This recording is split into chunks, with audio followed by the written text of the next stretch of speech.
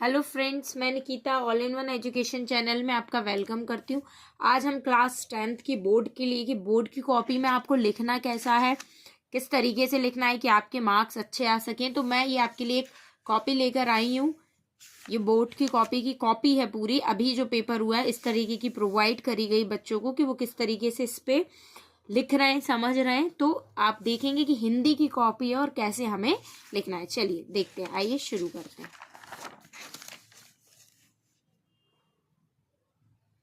प्रश्न क्रमांक 1। सबसे पहले जो प्रश्न रहेगा हम डालेंगे प्रश्न क्रय या क्रमांक 1 का उत्तर। सही विकल्प चुनकर लिखिए। थोड़ी सी हेडिंग कर दी हमने। हमारे जो उत्तर थे, उत्तर 1 का, उत्तर 2। डायरेक्ट ऐसे नहीं, इतना ऐसे नहीं लिखना है कि आपने ये इतना ये हटा दिया, बस ये लिख दिया। मेंशन करें उत्तर 1 2 3 और ऐसे करके लिखें और पूर्ण विराम लगाना ना भूलें। प्रश्न हमारा दूसरा आया है रिक्त स्थानों की पूर्ति। तो रिक्त स्थानों की पूर्ति हम प्रश्न क्रमांक 2 डालेंगे, रिक्त स्थानों की पूर्ति, और बाकायदा हम अपने पूरे 6 उत्तर लिखेंगे। ठीक है, चलिए।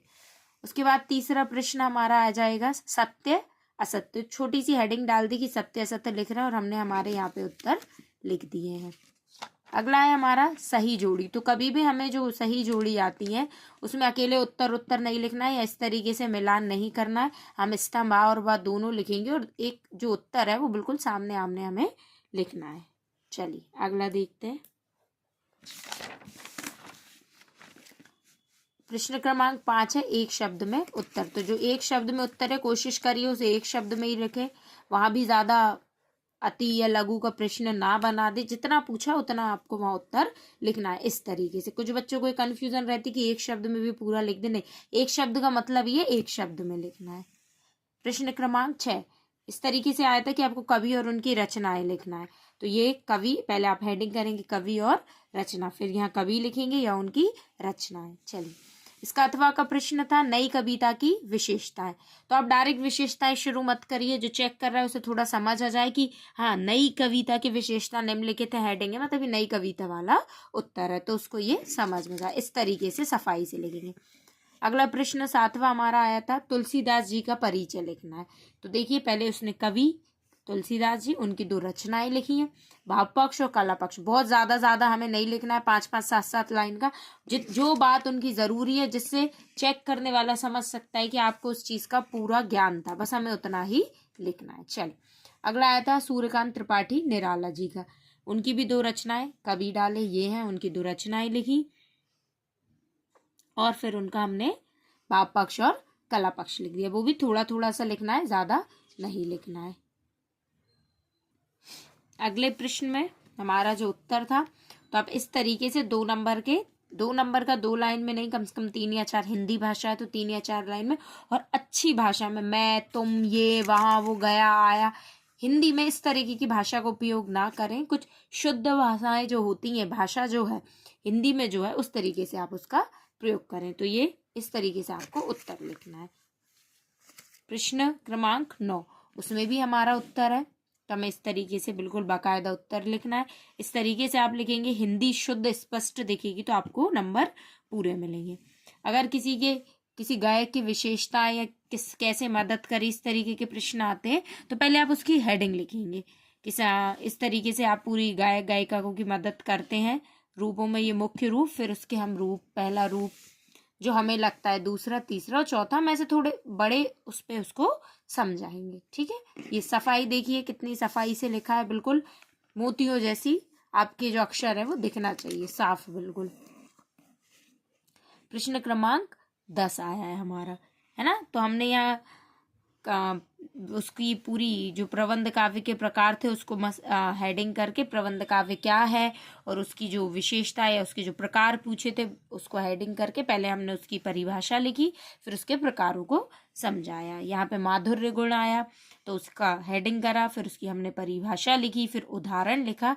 तो इस तरीके से आपको पूरा, जहाँ कॉमा लगना है वो कॉमा भी आपको लगाना है, ये भी आपको नहीं भूलना है। चलिए, ये चौपाई द्वंद्व के जो लक्षण आए थे वो लिखे और साथ में उसका उदाहरण आया था। तो इस तरीके से हमने ये उदाहरण, लक्षण जो आ रहे हैं वो वही लिखिए जो है, सही लिखिए। कोशिश करिए बड़ा चढ़ा के ना लिखने की, लेकिन स्पष्ट लिखने का पूरा प्रयास करिए। पुनरुक्ति प्रकाश अलंकार आया था जो उसकी छोटी सी परिभाषा हमें वो लिखनी है, लेकिन सही होनी चाहिए। हमें तुम्हें ये वह ऐसे शब्द नहीं होना चाहिए, सटीक एक परिभाषा हो और उसका एक साधारण सा बिल्कुल उदाहरण हो। अगला आया है प्रश्न क्रमांक 12 में कहानी और उपन्यास में अंतर। तो इस तरीके से आप क्या कर सकते हैं, पहले ये करेंगे, फिर उसके आप लाइन खींचेंगे, कहानी उपन्यास और उसके अंतर लिख देंगे। जरूरी नहीं है 2 नंबर में आया तो आप 2 लिखें, आप 3 भी लिख सकते हैं, लेकिन वो सही होना चाहिए। यहाँ आया है नाटक और एकांकी में अंतर, तो इस तरीके से आप उनके अंतर लिख सकते हैं बाकायदा सफाई से। अगला है राम वृक्ष बेनीपुरी जी की। आपको सिर्फ 2 रचनाएं लिखनी और भाषा शैली। अब जो पूछा है आपको बस उतना ही लिखना है। यहाँ साहित्य में स्थान नहीं पूछा है तो गलती से भी ना लिखें। अगर आपकी गलती होती है तो बाकायदा नंबर कटेंगे, पूछा नहीं आप फिर भी अगर लिखते हैं तो। भाषा शैली उतनी ही लिखना है जितनी है, बड़ा चढ़ा के ज़्यादा हमें पेज नहीं भरना है। उनकी हम रचनाएं लिखेंगे। अगला आया था यशपाल जी की, हमें रचनाएं और भाषा शैली लिखना है तो उनकी भाषा लिखेंगे, अच्छी लिखेंगे, लोकोक्तियां, मार्मिक, आकर्षक, इस तरीके से हिंदी के अच्छे अच्छे शब्दों का हमें प्रयोग करना है। अगला जो हमारा नवाब साहब ने खीर वाला, ये खीरा काटा वाला जो उत्तर है, इस तरीके से हम उसको लिखेंगे। 3 नंबर में आया है। इस तरीके से जो बात है बस वो करना है हमें। नवाब साहब का खीरा आ गया तो इसका मतलब ये नहीं है हम पूरा पाठ यहाँ पर लिख दें, है ना। चलिए, लेखिका मनु भंडारी जो थी, उनके व्यक्तित्व, मनु भंडारी के में व्यक्तित्व की जो विशेषताएं या व्यक्तित्व था कैसा था, उनके पिताजी का, हिंदी की शिक्षिका शीला अग्रवाल, ये जो जिस तरीके से था हमें इस तरीके से ही शीला अग्रवाल, इस तरीके से हमें अच्छे से लिखना है। प्रश्न 15 ये देख लीजिए किस तरीके से लिखा है प्रसिद्ध शहनाई वादक बिस्मिल्लाह जी के बारे में, है ना। ये इस तरीके से आपको उत्तर सही और छोटे छोटे से लिखना है। प्रश्न क्रमांक 16 इसमें कौन कौन से अलंकार, ये क्या था, ये इस तरीके से आएगा, है ना।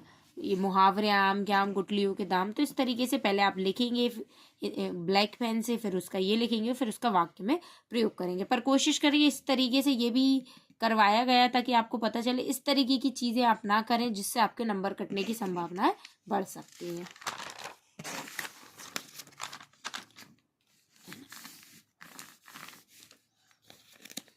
सफ़ेद पताकाएं शांति और अहिंसा का प्रतीक, इस तरीके से उस उत्तर को लिखना है।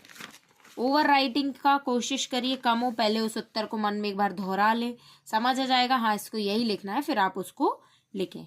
अगला आता है संदर्भ और प्रसंग, तो इस तरीके से आपको संदर्भ प्रसंग लिखना है ना। अगर गलत हो गए तो एक बार कट करें, बार बार वहां पर ऐसा करते ही ना जाए जिससे वो गंदा लगे। संदर्भ लिखेंगे, प्रसंग और फिर उसका अर्थ। अगर काव्य सौंदर्य अगर आपको आता है तो आप बिल्कुल लिख सकते हैं।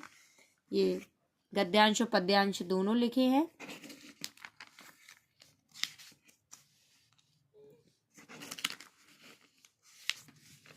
चलिए अगला देखते हैं। नशा मुक्ति केंद्र के ऊपर एक हमारा विज्ञापन था, तो हमें इस तरीके से बनाना है कि धूम्रपान को नहीं जिंदगी को चुनिए, इस तरीके से ये हमें लिखना है। अगला हमारा जो गद्यांश आता है जिसमें से देखकर हमें उत्तर लिखना है, तो बाकायदा क्वेश्चन, प्रश्न 1 का, प्रश्न 2 का, प्रश्न 3 का, प्रश्न 4 का उत्तर इस तरीके से लिखिए। आप लाइन भी छोड़ सकते हैं। अगला आया था विद्यालय में खेल की सामग्री के लिए मंगवाने के लिए पत्र, तो इस तरीके से सेवा में फिर अपना ये लिखेंगे आप। फिर इस तरीके से आपको ये पत्र जो आया है, ये पत्र आपको मेरे चैनल पे भी दिख जाएगा 1 या 2 दिन के अंदर। बिल्कुल मैंने बना लिया आप लोगों के लिए, लिख लिया है, सामग्री मंगवाने के लिए ये आता है, तो देखना आप लोग। अगला हमारा जो निबंध आया है प्रदूषण के लिए, प्रदूषण नियंत्रण का, ये इस तरीके से पहले हम उसकी रूपरेखा लिखेंगे। आप लाइन से भी लिख सकते हैं 1 2 3 4 5, और इस तरीके से भी लिख सकते हैं। लाइन से लिखिए ज़्यादा अच्छा रहेगा। प्रस्तावना हमेशा पहला पॉइंट रखेंगे और उपसनार आखिरी। वायु प्रदूषण, जल प्रदूषण, ध्वनि प्रदूषण और उपसनार। आपने देखा कि छोटा सा ऐसे 4 नंबर में आना है, हमें मन से ज़्यादा नहीं लिखना है कुछ भी, ठीक है। ये 2 संदर्भ 2 प्रसंग थे, तो मैंने अथवा वाला भी हल करवाया है और जो एक और था वो भी हल करवाया है। प्रदूषण का ऐसे भी आप चैनल पे जाकर देख सकते हैं, अपलोड है। इस तरीके से संदर्भ प्रसंग आपको मैं बता ही चुकी हूँ लिखना है।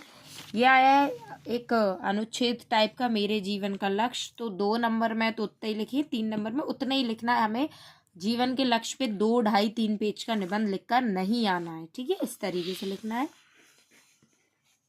ये हमारे पद्यांश जो आया था वो लिखा हमने,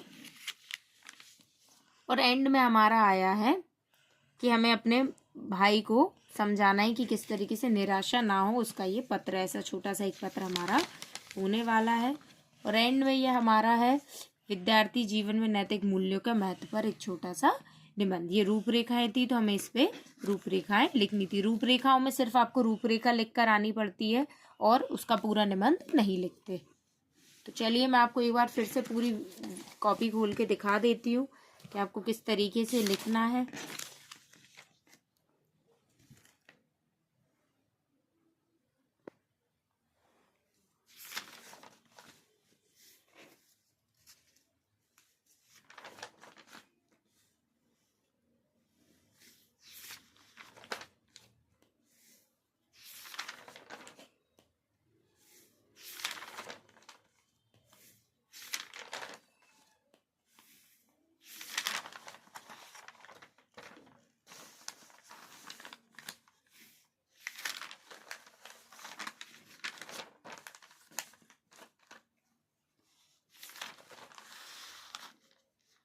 थैंक यू फॉर वॉचिंग। अगर आपको किसी और सब्जेक्ट की कॉपी चाहिए तो मुझे कमेंट करिए, मैं ज़रूर प्रोवाइड करूँगी। Thank you for watching.